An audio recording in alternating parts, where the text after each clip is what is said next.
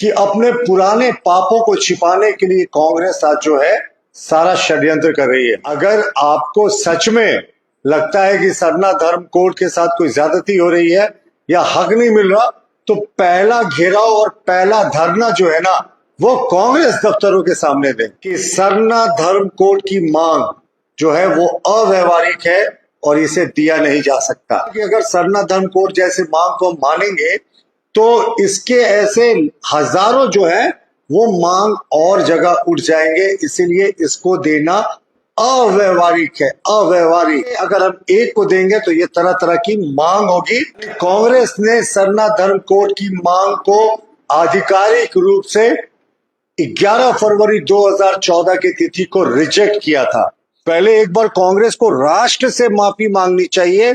तो आज झारखंड मुक्ति मोर्चा उसी दल के साथ गठबंधन में है जिसने सरना धर्म कोड को अव्यवहारिक बताया था। मैं कुछ समय से देख रहा था कि लगातार कांग्रेस जो है और लगातार झारखंड मुक्ति मोर्चा सरना धर्म कोड को शामिल करने के लिए आंदोलन कर रही है। और आज तो मैंने झारखंड मुक्ति मोर्चा का बयान देखा कि सभी जिला मुख्यालय में वो धरना देंगे कि सरना धर्म कोड को इसमें इंक्लूड किया जाए। और कांग्रेस भी कर रही है कि सरना धर्म कोड को मुद्दे पे वो बड़ा आंदोलन करेंगे। कहते हैं ना कि अपने पुराने पापों को छिपाने के लिए कांग्रेस आज जो है सारा षड्यंत्र कर रही है। सबसे पहले तो हम झारखंड मुक्ति मोर्चा को बोलना चाहेंगे कि अगर आपको सच में लगता है कि सरना धर्म कोड के साथ कोई ज्यादती हो रही है या हक नहीं मिल रहा, तो पहला घेराव और पहला धरना जो है ना, वो कांग्रेस दफ्तरों के सामने दें। वो मैं आपको बताऊंगा क्यों इनको कांग्रेस दफ्तर के सामने देना चाहिए। देखिए, एक लंबे समय से ये लोग बात करते हैं कि सरना के जो धर्म मानने वाले हैं उनको उनका अधिकार मिलना चाहिए।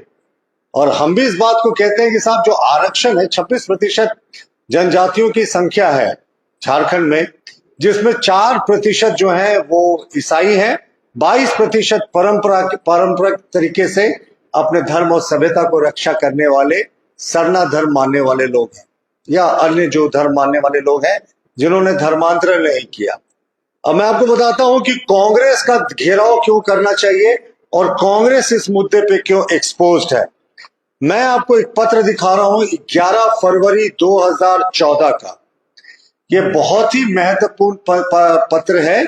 ये तत्कालीन जो आदिवासी कल्याण मंत्री थे, जनजातीय कल्याण मंत्री थे, वी किशोर चंद्रदेव साहब।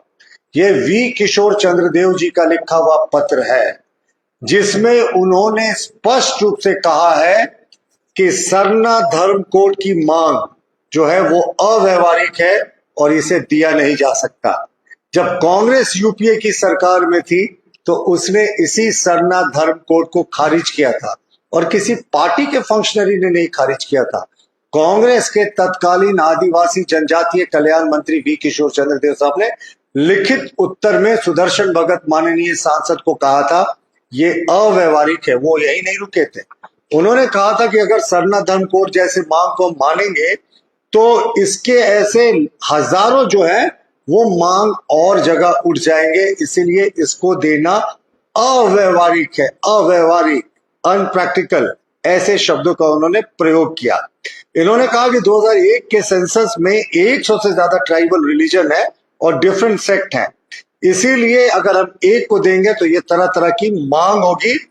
Separate code to any sect, belief और ट्राइबल रिलीजन में generate similar demands from hundreds of other religion and is this to be registered. इन्होंने कहा कि अगर हम ये डिमांड को मांगेंगे तो दूसरे भी ऐसे जो है वो इस तरह के मांग को करेंगे, इसलिए इसको रजिस्ट करना चाहिए, इसको विरोध करना चाहिए। यानी कांग्रेस ने सरना धर्म कोड की मांग को आधिकारिक रूप से 11 फरवरी 2014 की तिथि को रिजेक्ट किया था।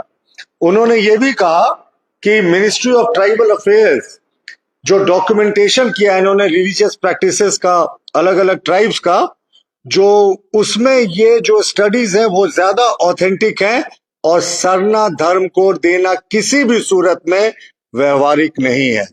तो सबसे पहले तो कांग्रेस को जवाब देना चाहिए कि जो उनके जो तत्कालीन आदिवासी कल्याण मंत्री थे, उन्होंने एक ऑफिशियल डॉक्यूमेंट है जो मैंने आपको दिखाया है, 2 पन्ने के इस लेटर से क्यों रिजेक्ट किया था सरना धर्म कोड को। आज कांग्रेस जो है वो मगरमच्छ के आंसू बहा रही है कि सरना धर्म कोड चाहिए, सरना धर्म कोड चाहिए।